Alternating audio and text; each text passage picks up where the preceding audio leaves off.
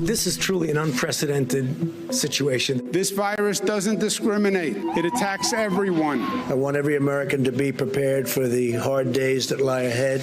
The coronavirus has changed life as we know it across America. But how did we go from 0 cases to having more than any other country? The timeline starts on January 21st, when Washington State reports the first coronavirus case in the United States. This is certainly not a moment for panic or high anxiety. It is a moment for vigilance. Within a week, the CDC confirms Illinois, California, and Arizona also have cases. And on January 30th, Chicago witnesses the first person-to-person transmission in the country. The following day, Health and Human Services Secretary Alex Azar makes this announcement. I have today declared that the coronavirus presents a public health emergency in the United States. The U.S. also starts denying entry for most foreign nationals who recently traveled to China. By February 17th, confirmed coronavirus cases in the U.S. increased to 15. 1 week later, the stock market begins to drop, and the CDC reports a case in California with no known travel history. This particular case could be the first possible instance of community transmission of COVID-19 in the United States. Meanwhile, President Trump says this at a press conference.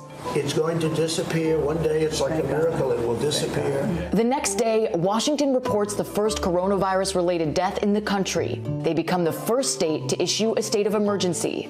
Several states follow as we enter the month of March. A public health emergency. A declaration of emergency. State of emergency. The Senate also passes an $8.3 billion emergency spending bill.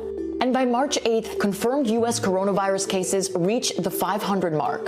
The World Health Organization then declares this 3 days later. COVID-19 can be characterized as a pandemic. Meanwhile, several colleges take their classes online and sports leagues start suspending seasons. Then, a major announcement from President Trump. We will be suspending all travel from Europe. That ended up not applying to U.S. citizens, but many Americans still scrambled to get home. Then, this happens at the Rose Garden. I am officially declaring a national emergency. And on March 13th, Louisiana becomes the first of several states to postpone their presidential primary. At this point, over 30 states issue school closures, and people start panic buying in stores. It was quite crowded, and we had to wait outside for about 20 minutes before they let us in. Jumping to March 16th, scientists in Washington launched the first human trial for a potential vaccine, and the White House recommends people avoid bars, restaurants, and groups of 10 or more. Then, the Bay Area tells residents to stay home, barring essential needs. It's the first major U.S. city to enact a measure like this. And at this point, the coronavirus hits all 50 states. Then, the Senate approves a second relief bill. And the next day, California issues a statewide stay-at-home order. We are confident that the people of the state of California will abide by it. Several states soon follow suit. Stay at home. Stay home, stay safe. Quite simply, stay at home. By March 23rd, New York has emerged as the epicenter of the outbreak with over 20,000 cases. It's non-stop, literally. A lot of people come, they not really survive, they expire. And Governor Cuomo announces the state will launch 3 new studies for potential coronavirus treatments. The following day, the White House asks New Yorkers to self-quarantine if they've recently left the state. Then, the World Health Organization warns the United States could become the world epicenter of the outbreak. Meanwhile, American coronavirus cases surpass that of China, and on March 27th, Congress signs off on another relief bill.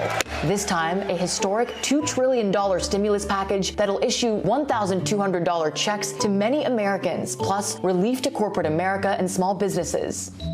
That all brings us to the week of March 30th. The USNS Comfort hospital ship docks in New York. President Trump extends social 1,000 volunteers in California.